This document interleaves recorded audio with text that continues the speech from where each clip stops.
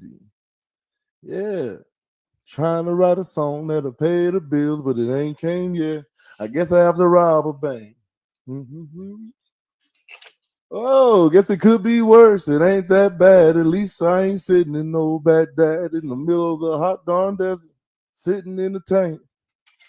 Well, every time the wife talks, the baby gets mentioned. I'm so broke, I can't pay attention. And Lord, how it tears me up to have to see her cry.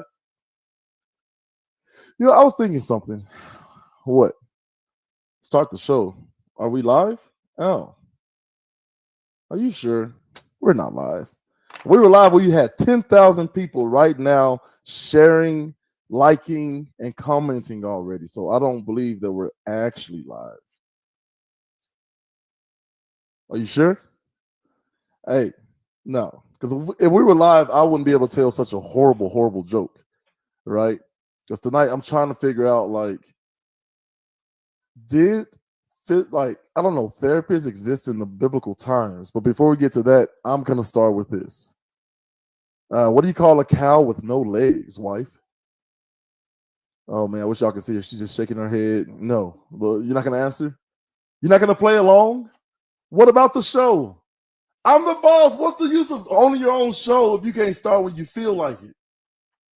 A cow with no legs is ground beef. There. See? Ruined my dadgum joke. That's all right. That's all right. I still love you. Well, play that music. All right. Yeah.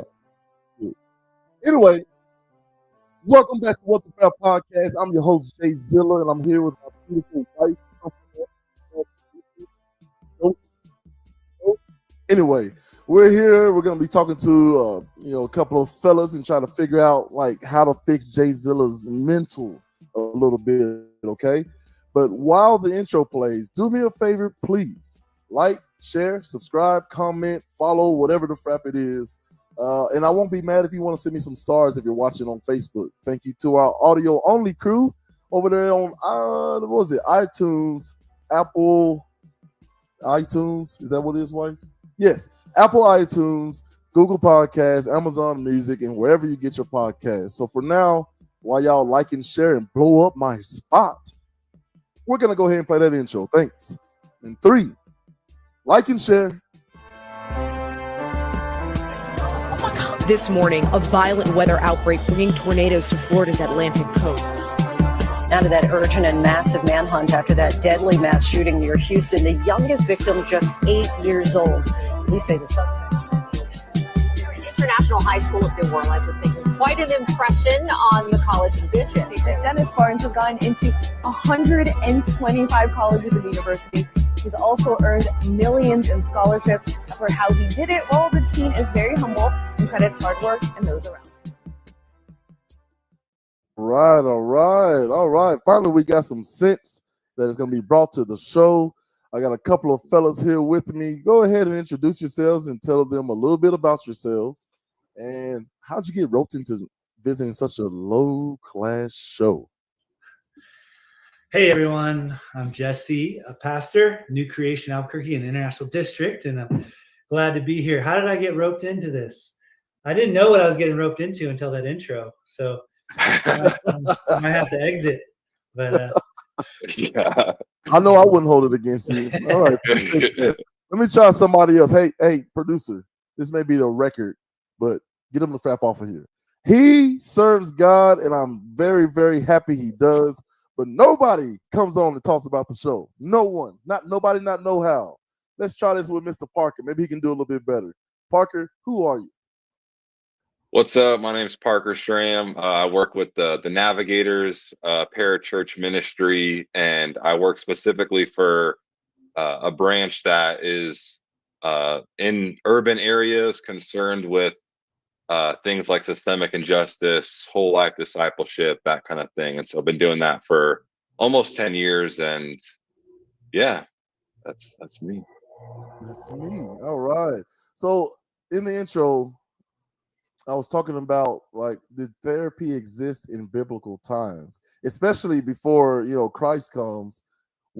How that work? Was it all religion? Was it just keep your head down and work and don't worry about being depressed and all that? Did it exist? I don't know who would want to go first on this. I think I will start with Mr. Jesse. But talk to me a little bit about therapy through the Bible in biblical times. That's a softball question. It's only gonna get harder from here. Wow.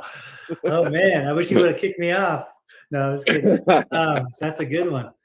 Well, the simple answer is no. I don't think in the way that we understand it today, in the way that we approach it today, I don't think therapy existed. However, I do think that we see mental health in the Bible and people struggling with mental health. I think we see God deeply concerned with people's mental health, and I think we see people struggling. And I would just point real quick. I think there's a lot of examples maybe we'll get to, but the whole book of Psalms is kind of the songbook for the people of Israel in the Old Testament, and this is poetry, this is singing, and a third of the Psalms are Psalms of lament. They're Psalms of deep anguish. They're Psalms crying out to God. They're songs that are full of anger at God, anger at their circumstances. They include like tons of descriptions of like gut-wrenching pain and emotional pain. And so I think God has been always very aware, conscious, and near, as it says in Psalm, I believe it's 39. God is near the crushed in spirit. And so I think we see that constant theme throughout Scripture.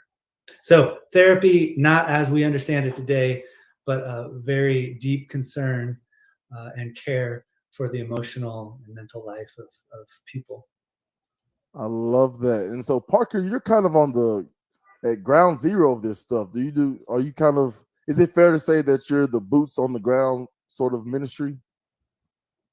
Yeah, I mean, I think me and Jesse, and we live in the same neighborhood, both boots on the ground. But I mean, yeah, definitely, like, mental health is a big part of my own story. I'm clinically depressed, and have dealt with a lot of anxiety and panic attacks, and all the way to, I mean, just getting real and raw right away, like suicidal thoughts. And that's the one thing, like, I love about the Bible and the Psalms, is it's so real and raw. And I found a lot of my like comfort and help in my mental health from the Psalms specifically. Like, and I've always joked around, man, like, the Psalms, they're so real. Like, I've always wanted to play a game where you take a verse from the Psalms and you're like, okay, was this King David? Was this Jesus? Or was this Kendrick Lamar? It's like, it's that kind of like real raw. Like, it doesn't, it's a good place to go, like in the deep, deep struggles of things like mental health. That's incredible. Jesus, David, or Kendrick Lamar. Next time, I'll fool some people. Like, that's an interesting game, man. That needs to happen ASAP. Like, which one is it? Which one is it? So I like the idea of the very raw emotionals in the fight. What do you say to people, Pastor Jesse, who are of the belief that, you don't question God, right? Like, I'm feeling so terrible, so badly. What, like, if I can't question him or like what my purpose is and all that, like, who do I run to? Yeah. Well, I would want to, first of all, I would try to just take him right to Jesus and in the Garden of Gethsemane, where he is crying out to God, questioning God, saying, can this cup pass from me? Do I have to go to the cross? And do I have to bear the weight of all of the emotional anguish and pain and despair and violence in the world? Like, Jesus literally is going to take that upon himself and does that in his life.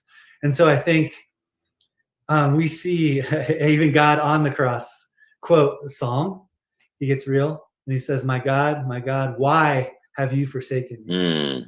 And what's beautiful about that psalm, just a note, because sometimes we just leave it there, but the whole psalm, which Jesus probably likely quoted, the whole thing from the cross, it begins with that question and then ends with God's presence, saying, I never left you. I'm with you in our suffering. But yeah, I think that's been one of the myths. I think there's a few myths in Christian tradition around mental health and depression, and that's one of them, is you don't question God. And again, man, if you read the Bible, it's mostly questions to God. It's a community's questions of God, and they're super real, and God gives us permission to do that. Man, that's incredible. So, okay, the idea that mental health is the modern day person who is possessed by some sort of evil entity, demon or whatever. Parker, you say that you battle depression currently. So what is your thought, I guess, your thoughts towards, is that an accurate depiction that mental health issues that we are facing today is the modern day, evil spirit or entity that's taking over the body, Yeah, man. I mean, I think that's probably another myth, and that was at the top of my list to like want to chat about. Is I think that some churches do believe that, like that your mental health, whether it's like an evil spirit or your just faith isn't that strong. You know what I'm saying? That you need to like pray more. You're not believing enough in God, which to someone who is struggling with mental health is actually not encouraging. Right. And like mental health, like the church and especially maybe evangelicals, like can be like a little anti-intellectual, a little anti-science, but the reality is like having like mental health, like being clinically depressed or bipolar, that's like your brain chemistry. It's like having, it's brokenness in your brain, but we don't treat it like that. It's like we need to treat it like a broken leg. Like if someone has a broken leg, you're not like, bro, you're not having enough faith in God, like it's like, no, that's ridiculous. Like this is it's a physical reality for people. And we need to start there as a faith community, is having that category of mental health and not just saying, oh, it's an evil spirit, or, oh, like you just need to have more faith. It's a lot of things, and there's definitely that physical component that's very real. Right. That is so true. So true. So I like that. So, okay, one of the things I tell my kids, my wonderful, wonderful kids. I have 4. I've got 2 boys, 2 girls. My girls are 14 and 18. Shout out to CL. She just graduated from La Cueva High School. My boys are 4 and 6. Ooh, wee. Yeah. Pray for me, both of y'all. Everybody out there.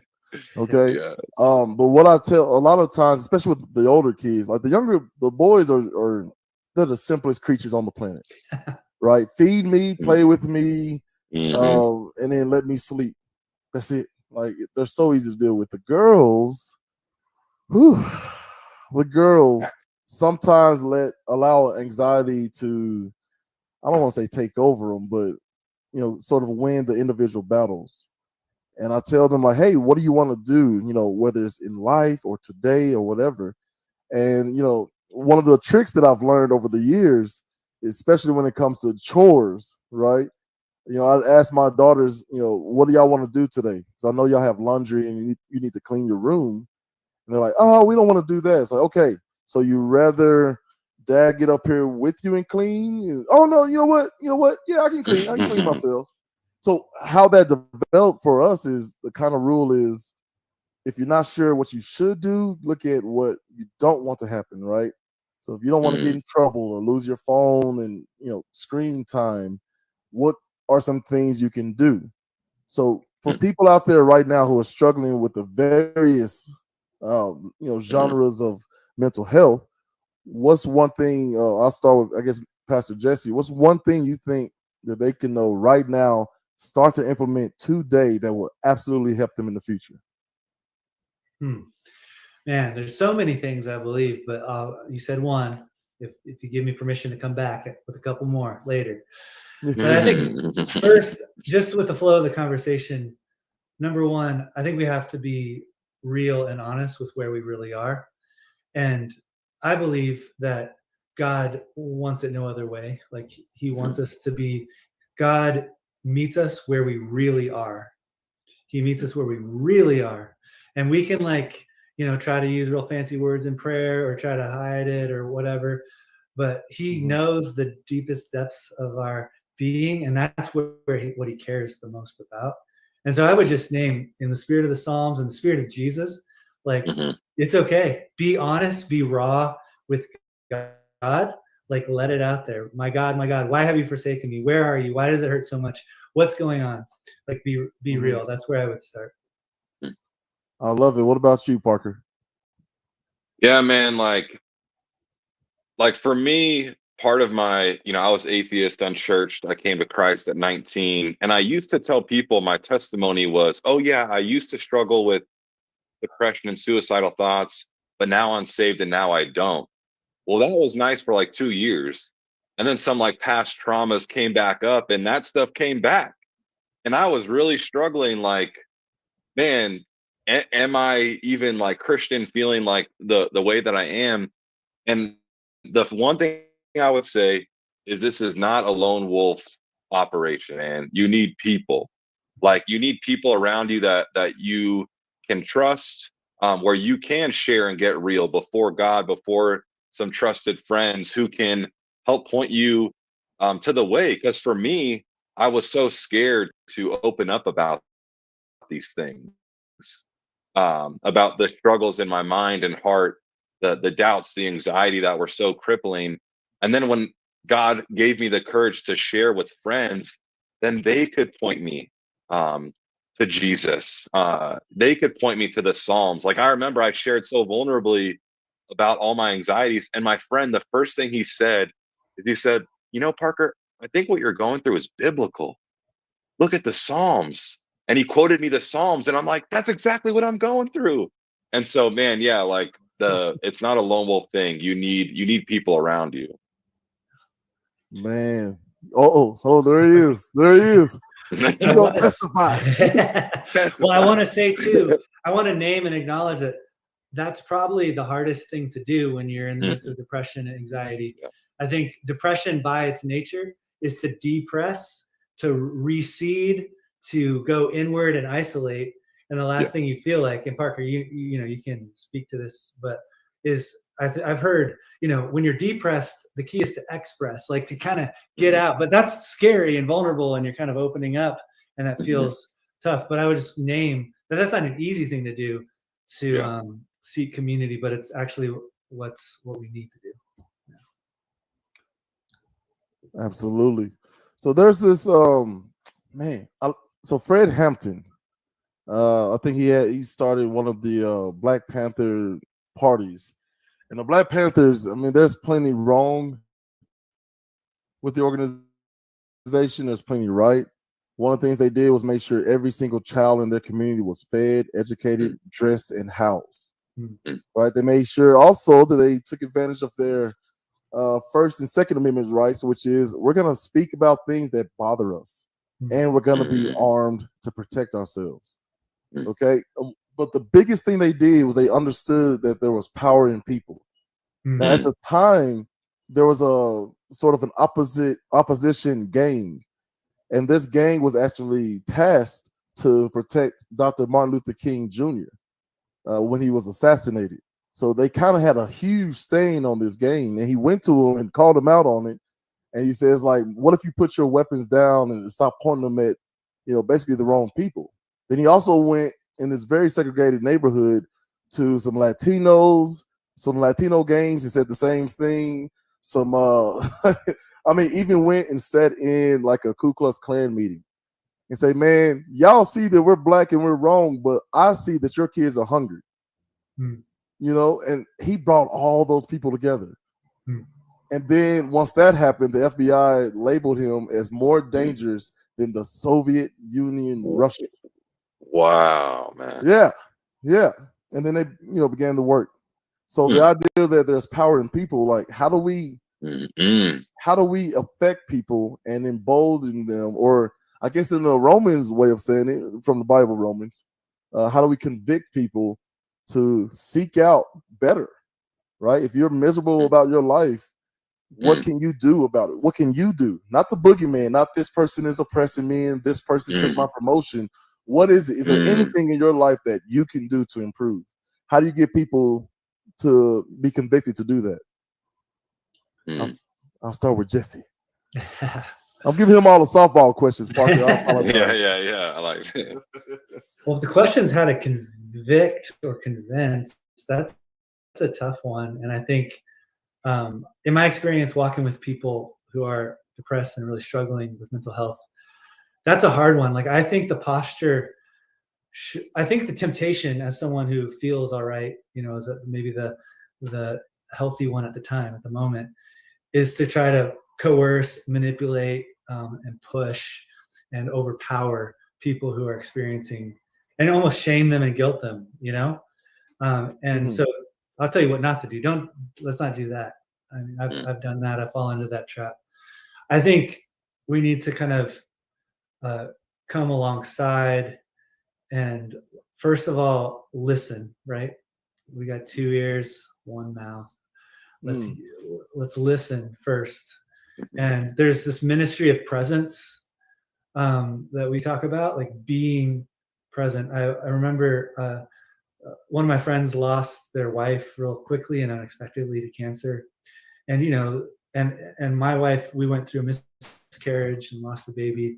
And people don't know what to do. And in their anxiety, they want to alleviate your suffering. They almost want, this is what I have to be aware of too, is like, it's sometimes more about us than the person we're talking to, because their depression, their sickness makes us uncomfortable.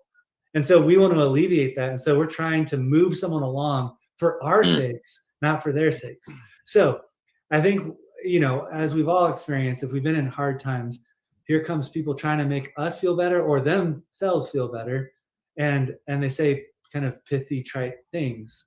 I think the first step to convict or convince, or let's say comfort and come alongside, is to just be present. And I remember a man who wrote a book after he lost his son.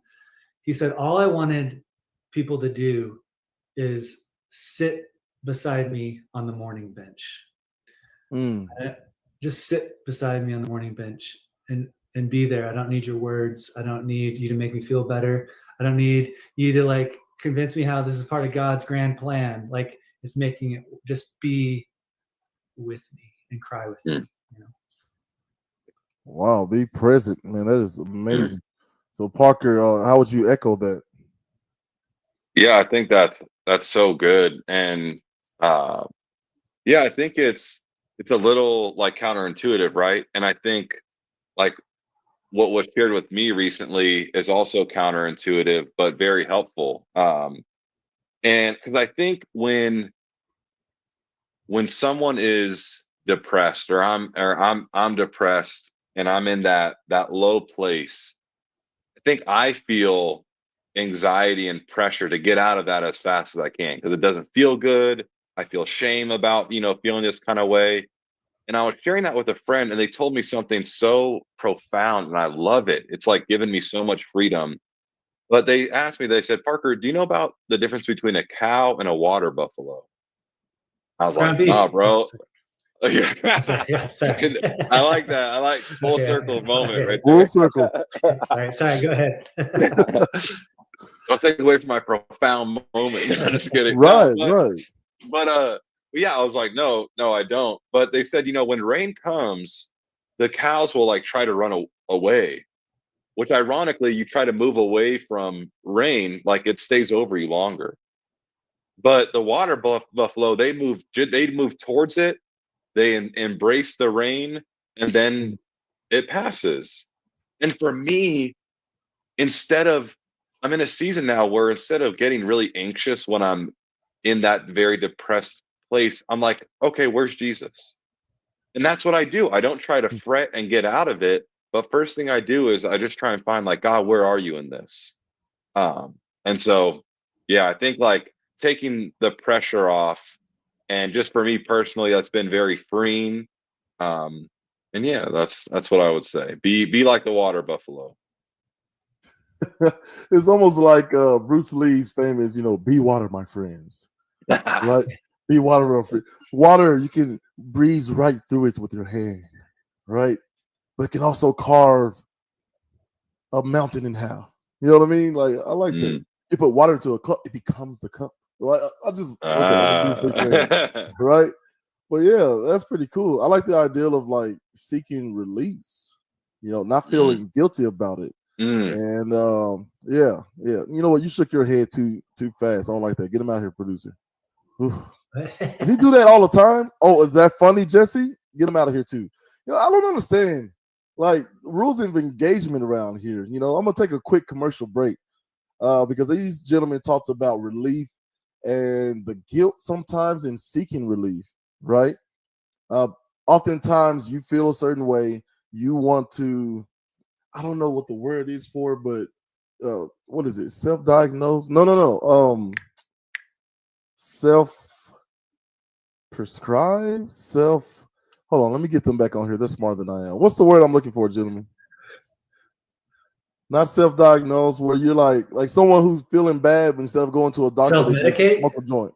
Self-medicate. Hey man, I knew that. I didn't need him for that. That gummit. So anyway, the self-medication is what usually happens when you feel like you're backed into a corner and I can't tell people that I have, anxiety or whatever. There are people out there right now in the Albuquerque area who is dealing with a family member, a friend, or someone that's under their care with dementia, most notably Alzheimer's. We want to invite them to take a look at Mayberry Senior Services, LLC, and understand that there's no shame in giving yourself some relief to recharge your battery so you can better care for your loved one with dementia, Alzheimer's, or any of the other types. So let's take a look at that. I love her so much, but I need time alone to catch up on things. The nursing home is not an option for me. I just can't leave her. If you've been struggling to take care of a loved one, Mayberry Senior Services can help. Our day program is a cost-effective alternative to assisted living or in-home care. We provide engaging activities and assistance with trained staff who are dedicated to improving quality of life. Join our Mayberry family. Call to schedule a tour today.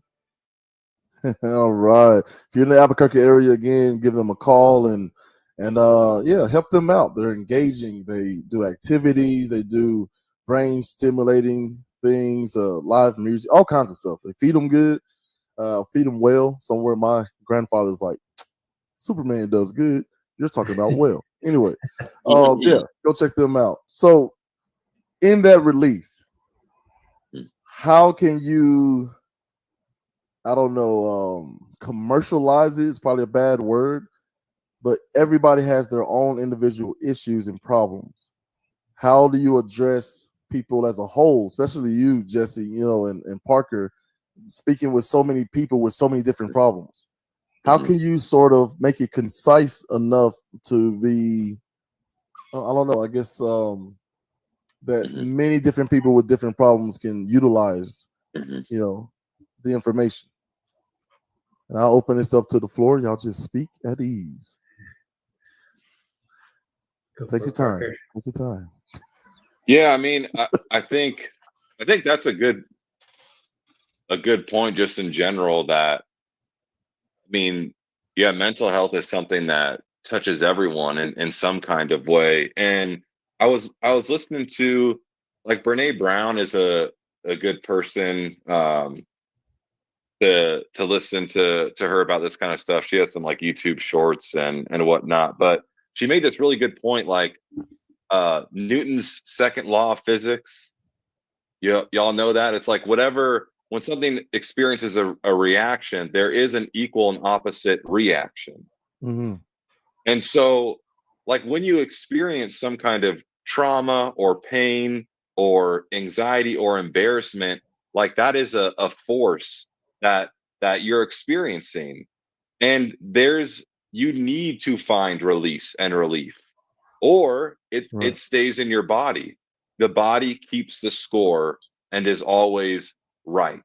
So it's very healthy and necessary in the day-to-day when you're experiencing these different emotions to find ways to release and express those things. Absolutely. What are we saying for, I don't know, man, how would you tackle certain problems like the violence in Chicago, or New York or LA, unhoused people, like what? I mean, that's such a small problem, right? What are you saying to those people in order to turn them around? Someone who's been beaten down and told that this is the way of life. Because what I found with the brain, a couple of studies that say the brain can't distinguish between reality and fiction. So there's an experiment where a professional tennis player came in, hooked to some machines, and he played tennis. And the next day, same hookup, they just asked him to sit and think about tennis, and it gave the same readouts. So our brain is super powerful, yet very malleable. So if you get around the wrong people, the wrong crowd, or you're abused a certain way, you can start to think they're like, yeah, this is just what it is, and the brain tries to adjust to it as if it's normal. How do you counteract that? Well, I'm a big believer, and it comes back to that community relationship piece. Like that's one reason why Parker and I live where we live and chosen to be where we are, because I think one of the deepest needs that we have as human beings is belonging and community, and it needs to be.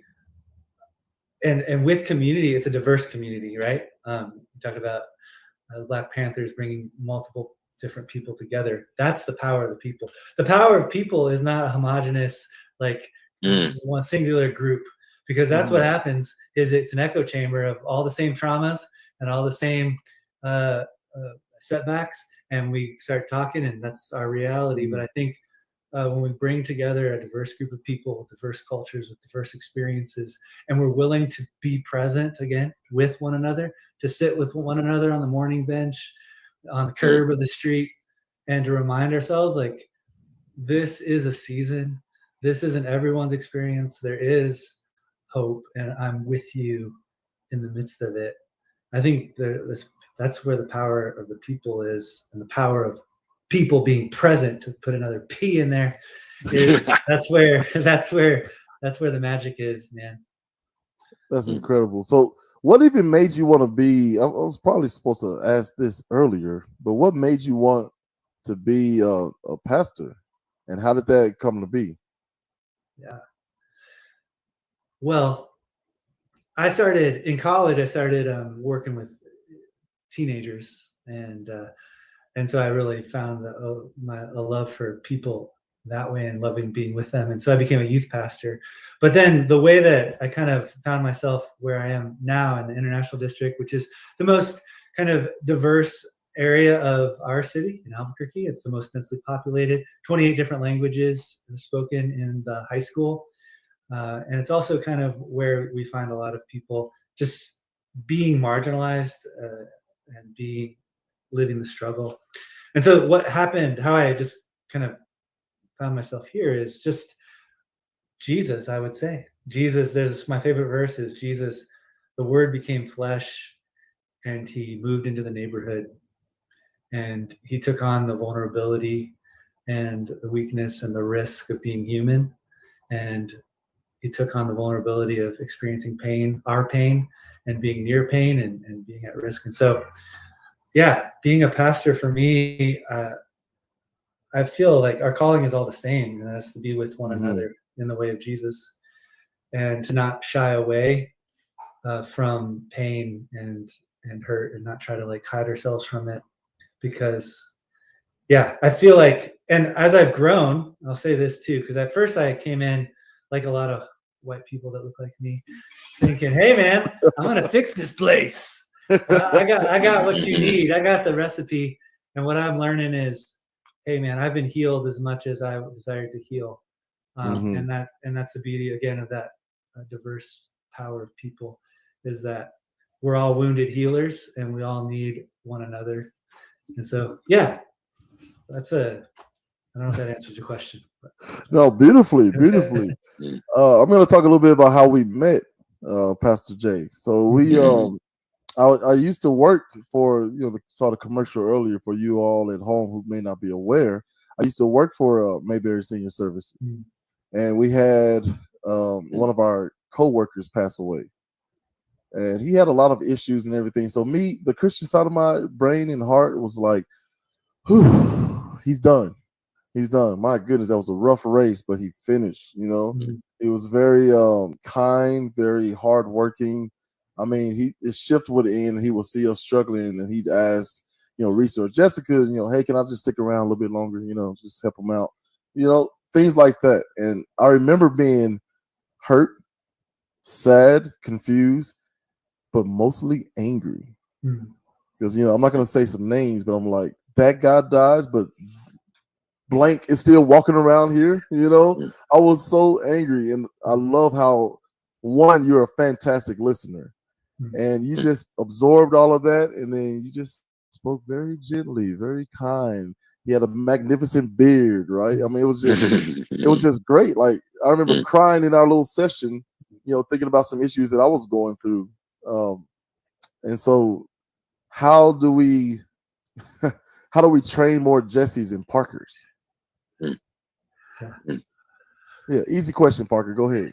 Ooh, this is good, man. Because I like this. Because and what comes to mind right away is I think about Matthew 25, and I think about Jesus talking about the sheep and the goats, and there's one group of people who they loved the prisoner, they clothed the naked, they fed the hungry, and Jesus says, what you did to them, you were doing to me. So they were able to see Jesus in the hurting, in the marginalized. But here's the thing. I don't think that we can see Jesus in the hurt of others until we have experienced Jesus in the hurt of our own pain, our own stories. And so I think that's first and foremost, because the other thing is, if you're just focusing on others and not yourself, that's paternalistic. That is kind of that, like, God complex, like, let me save you, let me help you. But really, in my opinion, you need to go inward. You need to find Jesus in your own pain and be honest about your own story and these traumas or false narratives that you've believed about yourself, and find Jesus there before you can truly find the Jesus who is in the hurt and pain of others. Man, that's incredible. What do we say to people who don't have the comfort of faith? There are people who probably listen to this right now. I debated a guy maybe a month or so ago who just thought, it shocked him. He said, man, you're so smart, this, that, and the third. I don't see how you can believe in that book. I said, what do you mean? And his whole thing was like, there's no evidence, right? And I struggled trying to explain my faith and why I believe, but the best thing I came up with is, that, I mean, you're right. Like, I don't have anything that I could just whip out of a box that I kept from when I got saved to show you that's going to save you. I said, but what the Bible itself talks about, I leave you now, so not that you know, but that you believe. Like, faith was so important, is so important. And then the idea of you can tell a tree by the fruits that it bears, right? So what do all these things mean and how they connect? Like, what are you telling someone who doesn't believe right now, who's listening to you? How do I get that comfort of faith that you all have? How do you get the comfort of faith without faith? Is that what you're asking me? Right. If you don't have it, because I guarantee you, I had a time in my life where I was told not to question God. I had questions. I was told not to question God, and I just thought, I'm out of here. I feel like I was a little scientist at the time. Like, but I thought, okay, I'm done with this whole thing. And then I attended a church who there was a pastor who just stopped the sermon because he could see someone's face kind of grimace at something he says. And brother, stand up if it's okay. Tell me what's wrong. And they sat and had a little mini debate. And once they got on one accord, then he began the sermon again. And I thought, oh yeah, I got this. This is my brand of Pepsi, right? Yeah. Like, it was just so, like, I felt like actual pure joy when I saw that, and I spoke with him at length after that. So I know the feeling of being in a place where, like, even my wife, looking at my wife, when I'm struggling with bipolar 2, which is what I was diagnosed with, right? Which, by the way, it doesn't have to last forever. I didn't know I can graduate from that, but that's a real thing. But as I was struggling, and she was, trying to be the Proverbs woman and helpmate, And I just remember feeling envy and jealousy. Like, how is it that she just gets up and goes to work?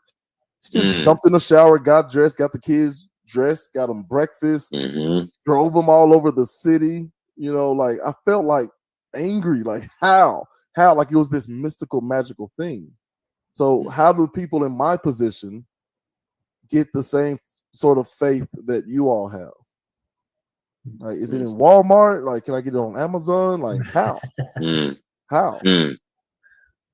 Man, I mean, the thing that keeps coming to my mind, I think that's a really hard question. I don't know if I can answer it, but the thing that keeps coming to my mind is you don't need to believe in Jesus for him to be with you.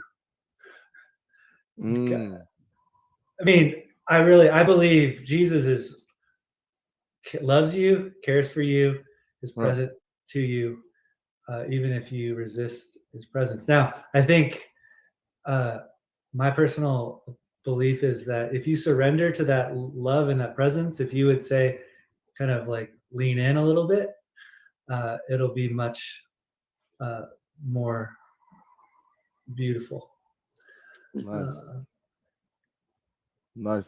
Dr. Jordan B. Peterson, which depending upon the day and the subject, I kind of go back and forth with this guy. Like, I wish I could get in the room and just talk and listen and then talk and listen, because there's a lot I agree with, there's a lot I disagree with. But one of my favorite answers to a question is they asked him, like, do you believe in God? And his response was, I act as if he exists. Which is like, whoa, what does that mean? And as he starts to describe what that meant to him, is that I'm choosing to believe in God, which means I'm choosing to obey the Bible, which means I gotta, obey those 2 golden rules from Christ, right? Our best human example, half human example of, how to navigate this world. And essentially, it came down to, love God first. Okay, I got that. Love thy neighbor as thyself. That's 3 different groups. That's God, neighbor, self. Now, if you put that in that particular order, that means you're doing a whole heck of a lot of serving. A whole heck of a lot of serving. And so, like you said earlier, y'all said earlier, sometimes it's just about put everything you got into helping somebody. If you feel down or whatever, just go help somebody. So that's why, I mean, those are one of the ways that I've heard people talk about their faith that, mostly made sense to me. I'm still trying to figure all this stuff out. It's a lifelong pursuit out here. Sure. But yeah, but what are your thoughts on, is that an appropriate response? And then could that be helpful in this fight to like make, help give people that faith, acting as if God exists? Yeah, I think that could be helpful, because sometimes it's like, even for me, like I would say like I follow Jesus, but my feelings are fickle, man. Like, and if I followed my feelings 100% every time, I mean, I would be in a lot of trouble. I would probably be dead or in prison, bro. Like, I'm just saying, like, at some point we have to stop putting like so much faith in feelings, and it's kind of like the idol of authenticity. Like, well, I'm just feeling this way, so it's like, okay, well, at some point, like, a thankful mouth makes a grateful heart.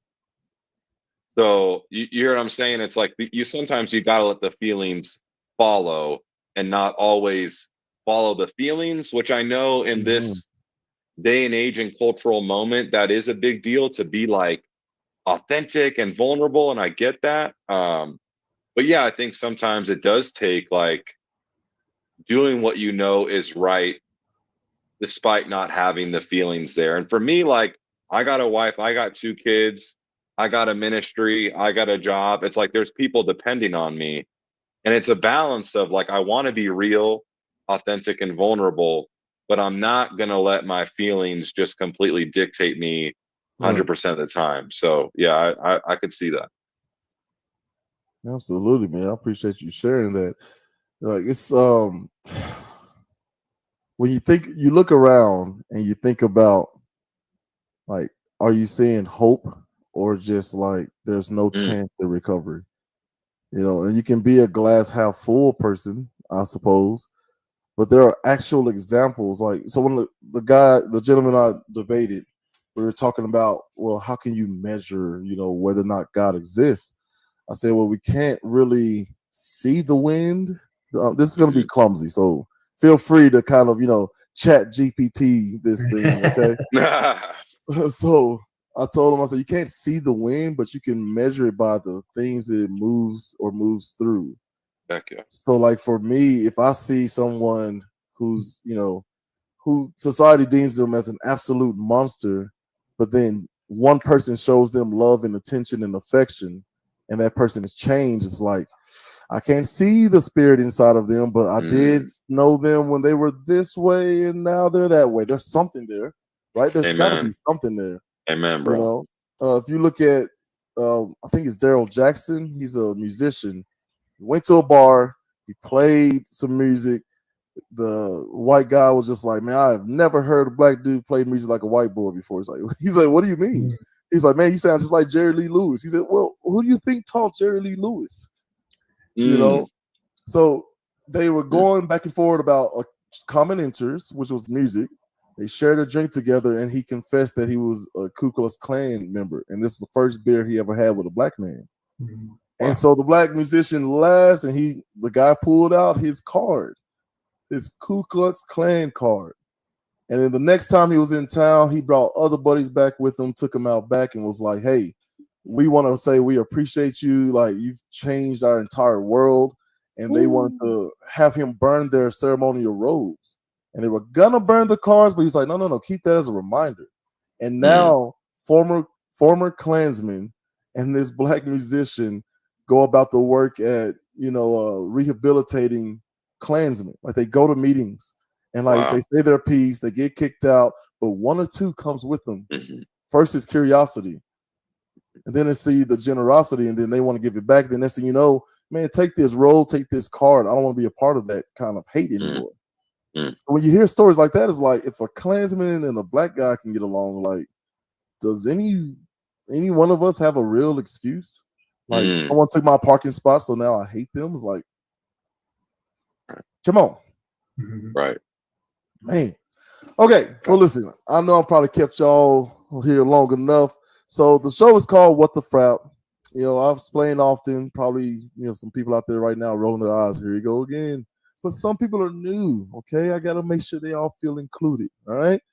F word plus crap, frap is a more family-friendly version of that word in order to, you know, release some stress without getting yourself in trouble. There you go. So we play a game called Frap Yeah or Frap No, okay? I'm going to ask you a couple of questions, and then we'll go in the order of Jesse Parker, okay? So red chili is better than green chili or Christmas. Jesse, Frap yeah or Frap no? Frap no. Frap no. Parker? Frap no, man. Green chili. Green chili. All right, got a couple of green chilians out here. Quick story about that. I'm from Tennessee. I came out here. A nice young lady asked me if I wanted a bowl of chili. And I said, okay, sure. Yeah. Can you put some, you know, onions and cheese on top? And she was like, sure, I guess. And my wife, my then fiance, is just chuckling. I should have known something was wrong there. And so they came back with this salsa looking stuff, and it was like with onions and cheese. I was like, what is this? So it's chili. And so she's like, oh, it's fine, ma'am. And so my wife explains to me what chili is. It's like a, you know, the salsa. All right. So, here's a hard one. The Bible is absolutely okay with sexism and slavery. Frap yeah or Frap no? Frap no. Parker? Frap no. What do y'all rehearse your answers, man? What's going on here? That's easy, man. Look, I want to start with Jesse here. Like, that huge misconception. Like, how in 5 words or less can you fix that misconception? Go. I'm just kidding about the 5 words or less thing. What are people getting wrong about, you know, these scriptures that lightly touch on those subjects? Well, yeah. Okay, I'll say first of all, the Bible is written over many years in a certain culture or context that was mostly patriarchal, which is like male dominated. And so a lot of the language and stuff is used, male pronouns. But I think a couple things to keep in mind when we're reading the Bible, because it describes something doesn't mean it condones it. So it's going to describe a lot of messed up stuff. Doesn't mean it condones it. The other thing is we always have to read the Bible through the lens of Jesus, because Jesus is what God is really like. Jesus is the perfect revelation of what God looks like, is. And so we see Jesus like subverting and undoing, unraveling all that mess and all that misconception. So he empowers women. He sits with the people he's not supposed to sit with. He's eating meals with people that everyone condemns him for. He calls him a drunkard and a sinner because he's hanging out with these with people that cultures prostitutes and tax collectors. Yes, sir. Yeah. So that's my short 5-word answer. Oh, listen, we need to talk about this New Mexican arithmetic, man. I'll take it. What do you think? I got 5 words. Pay attention to historical context. Because I mean, when you do that, the Bible is not, oh, it's so outdated, it's so old school, it's like, no, when you pay attention to historical context, it's revolutionary, it's radical compared to what was going on in the day. Jesus is radical. Like Jesse said, the people he's sitting with, the way he treats women is like completely like out of this world when you think about the historical context. Pay attention to historical context. Man, that was good. That was really good. I wish I had like a burr, some sort of sound effect, man. It was great. Let's see here. There's good music in every genre. Frap yeah, frap no. Say frap yeah. Frap yeah. Oh, Parker. No, Frap no, man. I can't do country. I can't do country. How dare you? I'm sorry. Don't kick me. Kendrick Lamar came out with a country album. What would you do? Right, man. Those stories are rich. The rhythms, like, come on. I'm a Tennessean, so I was born in Dallas, Texas, raised most of my life 45 minutes outside of Music City. Producer, with my deepest regret, please. Thank you. How dare he? Get him the frap out of here. What is he doing? What? I'm gonna find some songs. I'm going to troll you with songs until I find something you like. All right. Challenge accepted. Okay. Out of Angel Studios, it's a smash hit by all accounts. The series The Chosen. I don't know if you've seen it or not. Well, first I guess I'll start with that. Have you seen it? Frap yeah, frap no. Frap yeah. Frap yeah. Okay, so the question is, The Chosen should be seen by every human on the planet. Frap yeah, frap no. I'll go frap yeah. That's a big claim, but yeah, sure.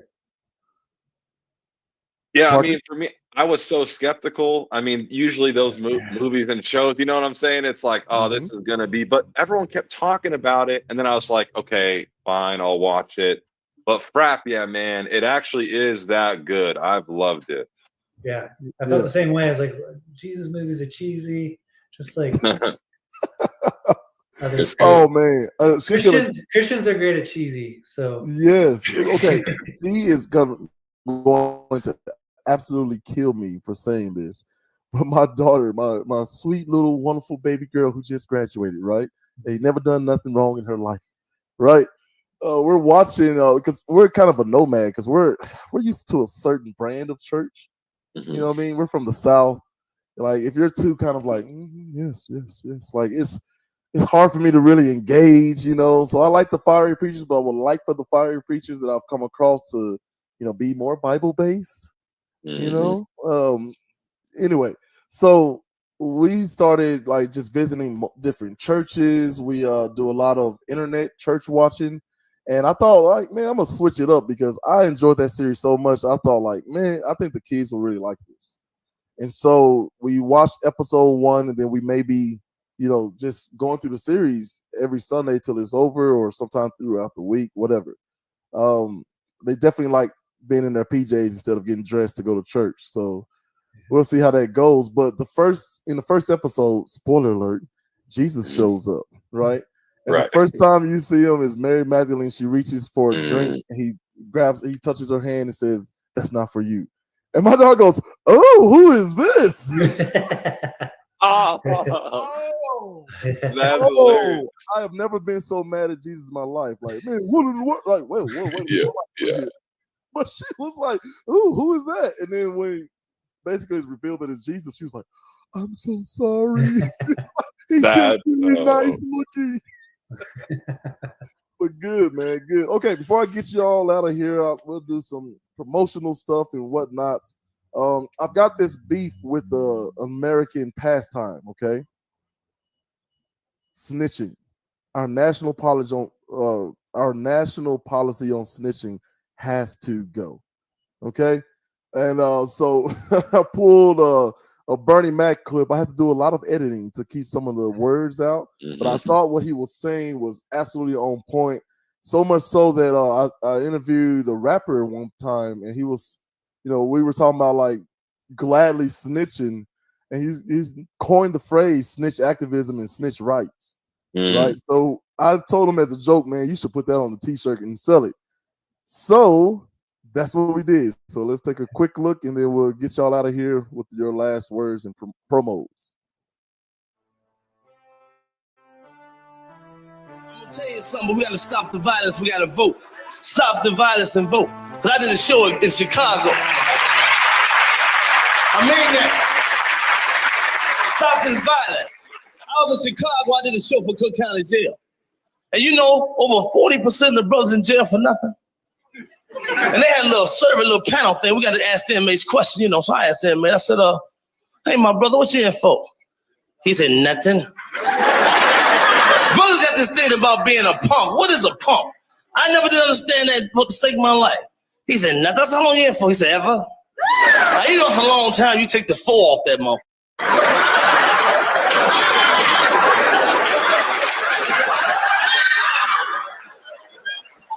I said, man, so what you in for? I ain't no punk. I didn't tell on my boy. I said, what, you in jail for a number? No, you ain't no punk. You a new fool. I'll be if I serve time for any of you motherfuckers. I'll be in court just like this. Judge be like, who are you? I'll be like, punk. Your Honor, he killed that motherfucker. Shot him in the head 4 times, kicked him in the face. I tried to call you, but the line was missing. I'm ready to knock him out here.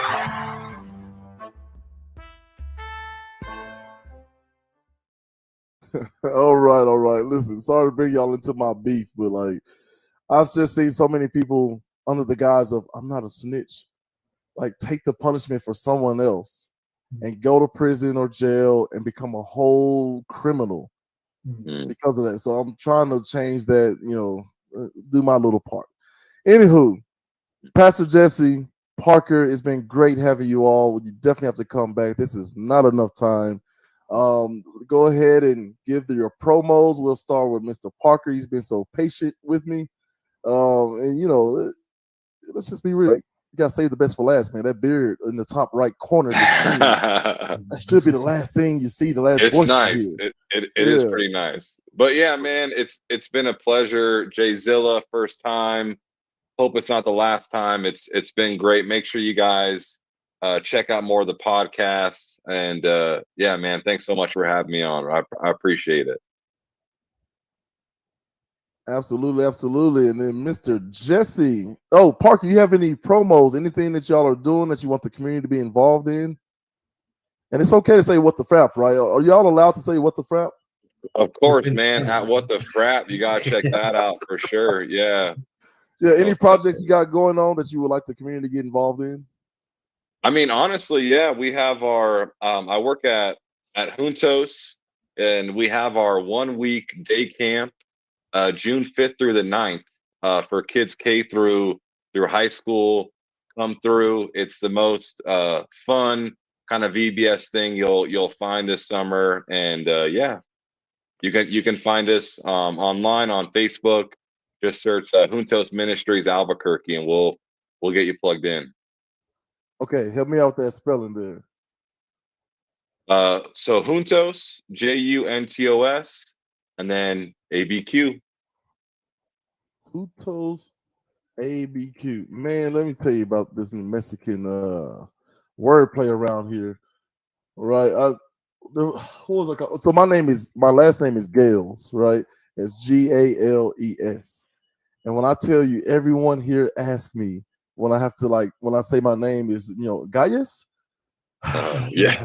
Yes. Yeah. Yeah. So okay, Juntos, Juntos ABQ. ABQ. All right, I'm trying to do a quick banner. Don't tell anybody. I did that last minute. Okay, I should have been more prepared. All right, Hey. Pastor Jesse, talk to me a little bit. And Parker, I'll put you in the back room there. Thank you so much for coming. Pastor Jesse, any promotions or where can they find you? And talk a little bit about your church services, man. Okay, for sure. Well, thanks for having me on, J-ZILLA, man. It was awesome. I really enjoyed meeting you a couple years ago, and it's so good to come full circle. And yeah, pastor, New Creation Albuquerque Church. Parker's a part of that church. We love the International District of Albuquerque. You can always check it out. We meet at 4 p.m. on Sundays, 8016 Zuni Road. Just in the neighborhood, very low-key church, and just want to try to follow Jesus in the neighborhood.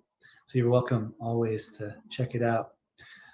This coming fourth Sunday, we just do a cookout in the parking lot, and we just invite anyone and everyone who wants to just hang out. We'll have a bouncy house with the kids and everything like that. We do that instead of church, J-ZILLA. Oh So my goodness. we'll let you in the bouncy house as Okay, well. I was just gonna ask. Not with children, but just by yourself. Okay. I'm about to say, because I'm a big fella. Yeah. I may not look it here, but I mean, you've seen me. Like 3+ is me being very liberal, 6'4", So yeah, I was wondering about the weight and age limit. But thank you so much for joining me, man. Go ahead, shout out the podcast. Make sure you watch the What the Frap podcast, all that good stuff, and we'll get you out of here. Yes, sir. First time on the What the Frap podcast. It was awesome. Keep watching, keep subscribing, share it, and hope to be on again. Shout out to J-ZILLA. Thank you, man. Great host. No problem. Thank you so much. Go ahead, stick around in the green room. Get yourself some cookies and whatnots, get relaxed, stretch a little bit. This was rough. I probably next time will send some question lists, because there was a couple of times I was like, man, is that too harsh? Was that too harsh? Is he gonna, sweep the leg next time he sees me? Anyway, thank you all so much for watching. I mean, the guest and your support has allowed me to retire from my 9-to-5 job and give me freedom to do some things that I knew for a long time I was supposed to be doing. I'm a Christian. I do feel led to do some things, and I'm telling you, I was absolutely miserable until I turned it around and just chose and decided that I'm going to act happy. I'm going to act like I'm interested and engaged, and by God, I actually became happy, interested, and engaged. And after that, the show kind of took off, and I was able to, leave the company that I work with now, the company I used to work for. So, man, just stay in touch with each other. And like the gentleman said before, there's power in people, and meet people where they're at. Be kind. Start some kind ripples, and let's just see what happens if we get enough people being kind. Join us on tomorrow. We're going to have my wife and I are going to probably go head to head. This is May, which is Mental Health Awareness Month. So there'll be, that's going to be the theme of our shows for the entire month. So we're now Monday, Tuesday, Thursday, and then there's Urban Academia on Saturday night. So yeah, keep watching, keep subscribing like the gentleman said. And thank you so much for being here. Again, I'm J-ZILLA. This has been the What the Frap podcast. Peace. This morning, a violent weather outbreak bringing tornadoes to Florida's Atlantic coast. Now to that urgent and massive manhunt after that deadly mass shooting near Houston. The youngest victim, just 8 years old. Police say the suspect. International High School of New Orleans is making quite an impression on the college's vision. Dennis Barnes has gone into 125 colleges and universities. He's also earned millions in scholarships. For how he did it, well, the teen is very humble and credits hard work and those around.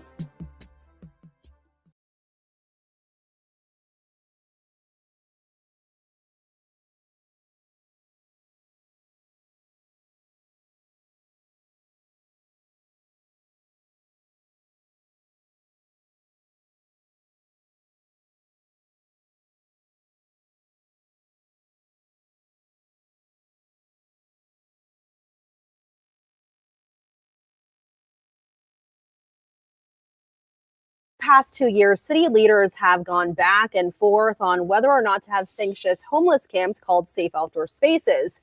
We're now learning that the first one is coming soon to the International District. And tonight in the Target 7 investigation, we uncover who is going to run it and the attempts that have already been made in that neighborhood to get people off the streets. It's a small workspace, 1,200 square foot, but we're active. Malik Ghulam has run this thrift shop for the past 5 years. I take used goods, I take charitable donations, and I make a free section every day. And it's more than a shop. You come in here, you're going to do some work, ironing maybe, putting stuff on the clothing rack. I make a list of my steps, sir. For $1, you can get a shirt, sunglasses, and even jewelry. I'm able to have a slight profit. A lot of his customers live on the streets. So I'm just empathetic to them. You know what I mean? I give them customer service. And on some days when you come in, you can expect to also get a meal, like this ham. So that's what I'm cooking today? And across the street is this.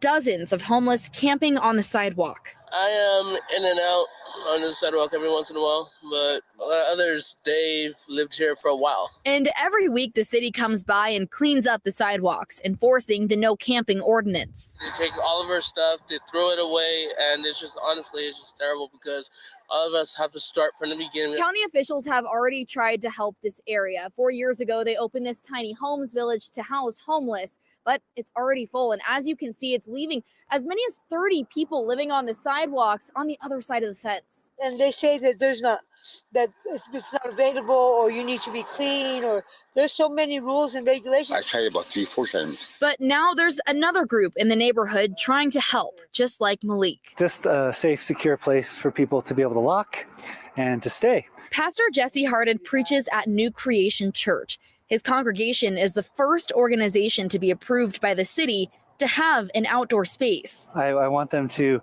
live here as long as they need to get the help and services they need, and then transition. If you remember, outdoor spaces were first discussed in Albuquerque more than 2 years ago, and they came with plenty of controversy. City councilors flipping their position. I've reversed my decision on safe outdoor spaces. I was originally in support of them. Target 7 traveled to Denver and spent more than 5 days at a safe outdoor space there. Our investigation found there were some successes. Homeless like Tone and Paul were able to get off the street and into permanent housing. Everybody, every state should do something towards helping people who are having hard times getting places to live.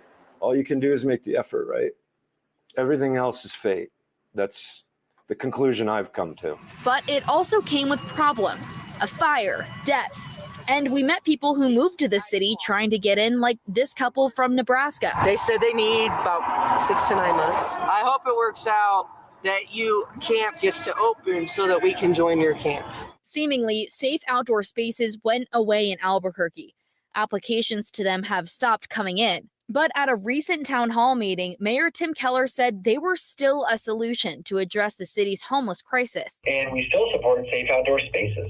Right now, I think there's only one, and another one is in the works. So Pastor Jesse is moving forward. And we need solutions like this to help people get off the street. But unlike Denver, this safe outdoor space is much smaller. It will help about 7 people, and so far it's being built and operated without government funds. Well, I live in the neighborhood, the International District, and homelessness has increased tenfold. It has been a mission of his church to help get people off the streets. They recently housed 2 brothers inside their church, helped them get jobs and ultimately an apartment. These are our neighbors that are struggling to maintain their housing. They're living on the street.